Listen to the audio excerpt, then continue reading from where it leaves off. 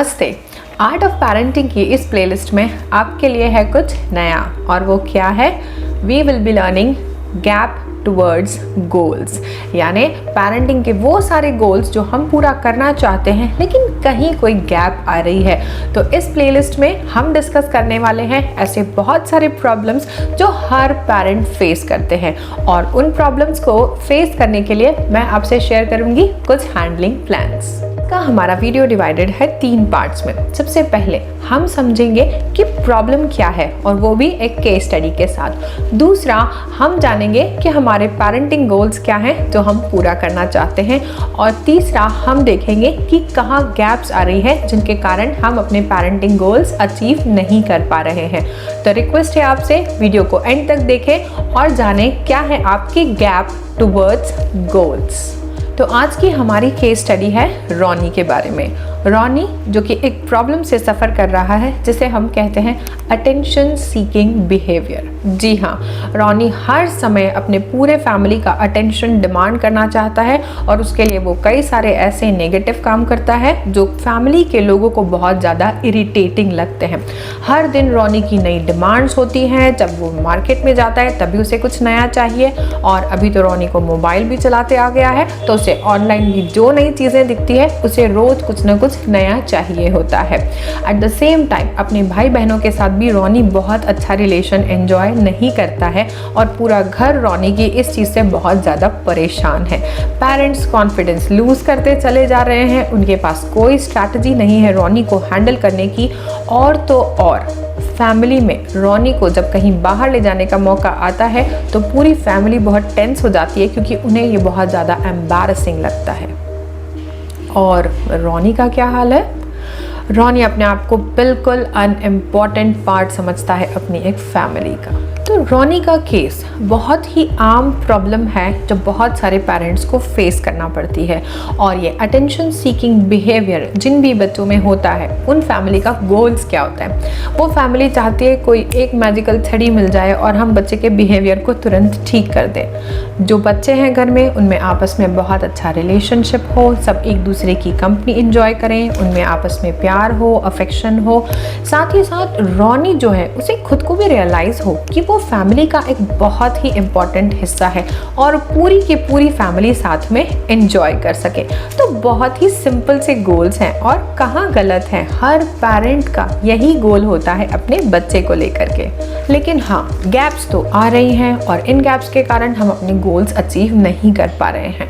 तो मैं आपसे यहाँ शेयर करूँगी 1, 2, 3 ऐसे नहीं 4 गैप्स जो आप नोटिस करेंगे कि आप कहीं इस गैप को कवर अप कर पा रहे हैं या नहीं।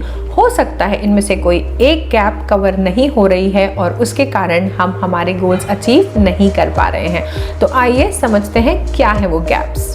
तो पहली गैप है, क्या आपने ये फाइंड आउट करा कि कब कब वो नेगेटिव बिहेव करता है, या फिर अटेंशन को पाने के लिए वो किस तरीके की चीज़ें करता है? अब इसका सबसे सिंपल तरीका है कि फैमिली मेम्बर्स के बीच में मीटिंग रखी जाए, और उस मीटिंग में रॉनी बिल्कुल भी हिस्सा ना हो। और मोर इम्पॉर्टेंट, बहुत अच्छा होगा अगर हम उन चीज़ों को नोट डाउन कर लें कि कब रॉनी नेगेटिव बिहेव करता है, किन लोगों के साथ वो इस तरीके का बिहेव करता है, क्या हो जाने पर वो एब्यूजिव लैंग्वेज तक यूज़ करने लग जाता है। सो ये सारे बिहेवियर्स को नोट डाउन करने से हम ये पता लगा पाएंगे कि रॉनी की इंटेंसिटी क्या है उस नेगेटिव बिहेवियर की, और ऐसी कौन सी चीज़ें हैं जो उस तरीके के बिहेवियर को स्टिमुलेट करती हैं। दूसरी गैप जो हमें फाइंड आउट करना है कि ऐसा क्या कारण है कि रॉनी का सेल्फ एस्टीम धीरे धीरे कम होता जा रहा है। क्यों वो अपने आप को घर का एक इम्पॉर्टेंट सदस्य नहीं मानता है? क्यों वो अपने आप को घर का एक इम्पॉर्टेंट हिस्सा नहीं मानता है? क्यों वो अपनी बैड गाय वाली जो इमेज है उसको बढ़ाने में लगा हुआ है? क्या ऐसा तो नहीं कि हम रॉनी को कहीं बहुत ज़्यादा कंपेयर कर रहे हैं, या फिर हम रॉनी की हर चीज़ को क्रिटिसाइज़ कर रहे हैं? तो हाँ, ज़रूरत है हमें इस गैप पर काम करने की।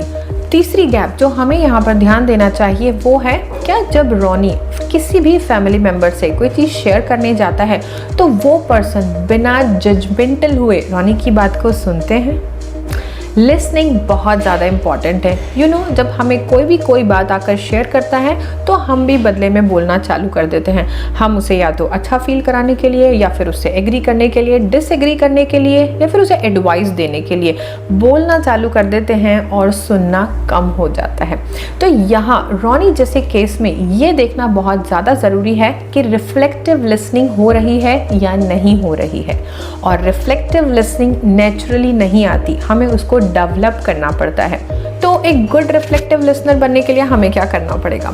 हमें सिर्फ इतना करना है कि हमारी इच्छाएं, हमारी वांट्स को हम साइड में कर दें, और जब सामने वाला पर्सन हमसे कुछ कह रहा है तो हम सिर्फ सुने। हम उसे एहसास दिलाएं कि हम अटेंशन दे रहे हैं, हम एम्पैथाइज कर रहे हैं और हम समझ पा रहे हैं उसकी बात को। तो ज़रूरी नहीं है कि जब वो कुछ कहना चाहता है तो हर समय हम चीज़ों को फिक्स करने में लगे रहें। No, we have to be an attentive listener, and you know it is magical, it do wonders and it builds connection too. So हमें ये चेक करना बहुत ज़्यादा ज़रूरी है कि हमारी फैमिली में हम लोग कितने लोग हैं जो एक रिफ्लेक्टिव लिसनर हैं।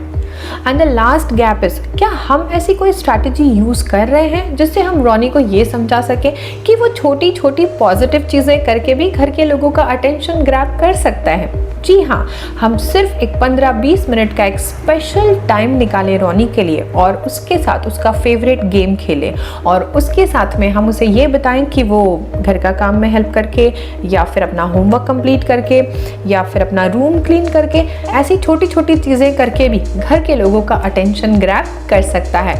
सो आई होप आप as a parent in gaps को कवर अप करने की कोशिश करेंगे ताकि आप जल्दी जल्दी अपने पेरेंटिंग गोल्स को अचीव कर सकें। और हाँ, अगर आपने चैनल को सब्सक्राइब नहीं किया है तो सब्सक्राइब करें और एंजॉय करें पेरेंटिंग। और अगर आप ऑलरेडी एक सब्सक्राइबर हैं तो आई होप आप इन वीडियोस को एंजॉय कर रहे होंगे। Stay tuned, see you in next video.